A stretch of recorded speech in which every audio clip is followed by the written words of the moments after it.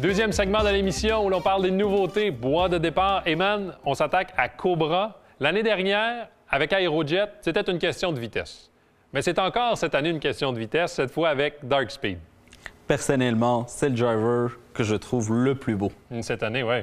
Exactement. En plus de ça, les ingénieurs ont fait une très belle job au niveau de la vitesse encore, comme tu l'as mentionné.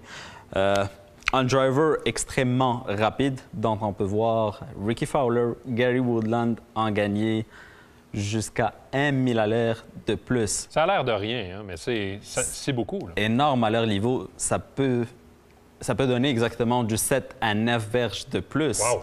Tandis que Kyle Berkshire, exactement le champion du monde dans la long drive, a gagné plus que 3 000 à l'heure. C'est énorme à leur niveau. Donc, si on peut aller gagner quelques milles à l'heure de plus pour les amateurs, c'est un bonus. On est preneur. Avant de parler des 3 différents modèles de la famille Dark Speed, on écoute José Miraflor qui parle de 2 technologies qui ont été raffinées cette année.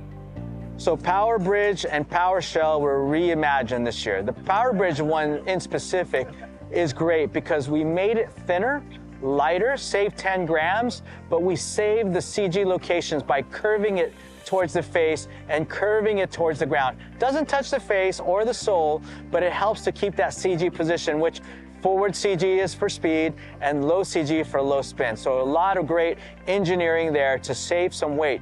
When you save all that weight, you're allowed to use it somewhere else. So this year on our LS driver, you'll see a new weight position in the back. So not only are we able to deliver the speed and low spin, if you really need just a little bit more forgiveness because you're not in the center all the time, or if you need a little bit of launch and spin, you can put the heavy weight in the back, and now that makes this more compact head driver easier to hit for a lot of people, more accessible to golfers who want to see that type of head. Our last technology, which you spoke to, is the power shell face. All the drivers have a power shell face, which has on the back of it the hot face technology. This year, we were able to increase the size of that face because we went to a new welding technique called laser welding.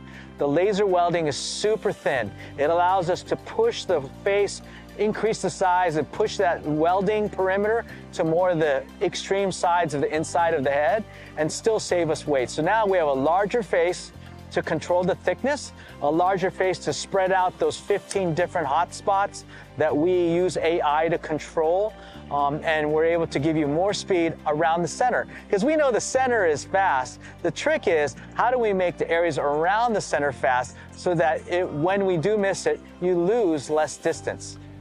C'est certain que les limites du point de percussion idéal ont été atteintes depuis quelques années maintenant. Maintenant, l'objectif des ingénieurs est vraiment d'étendre ce point de percussion idéal. C'est l'objectif de tous les ingénieurs. Eman, maintenant, si l'on parlait de l'offre Dark Speed, à commencer par le LS, tiens. Exactement. Le driver utilisé par Ricky Fowler, dont on a parlé, et Gary Woodland. Un driver qui offre des trajectoires assez pénétrantes aussi, avec beaucoup moins de spin comparativement à la famille Dark Speed. Comme on peut voir aussi, les poids interchangeables dans la face qui nous permet aussi de jouer avec le centre de gravité et avoir différentes trajectoires aussi. Et donc, on a 2 poids de 3 grammes, 1 de 12. Ça nous permet de manœuvrer et de bonifier notre trajectoire. C'est le plus petit des 3. Compact, absolument. Plus compact. Ensuite, on a le modèle X, qui est le modèle standard. Oui, c'est le driver qui va être le plus utilisé exactement pour la majorité des amateurs, dont on peut voir aussi 2 poids interchangeables aussi, qu'on peut également jouer avec le centre de gravité si on veut avoir des trajectoires un peu plus pénétrantes ou bien des trajectoires plus hautes.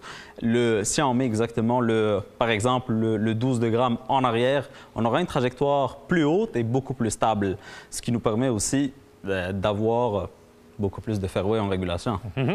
Et ensuite, le modèle Max, le modèle qui corrige davantage les crochets extérieurs. Exactement. Un driver extrêmement permissif pour les joueurs qui ont, comme tu l'as cité, une petite slice, un crochet de gauche à droite, avec 2 poids interchangeables, mais cette fois-là, dans l'extrémité en bas du bâton aussi. Comme on peut voir aussi, le 12 de grammes, si on le met en bas, on peut vraiment corriger la slice d'une façon assez agressive.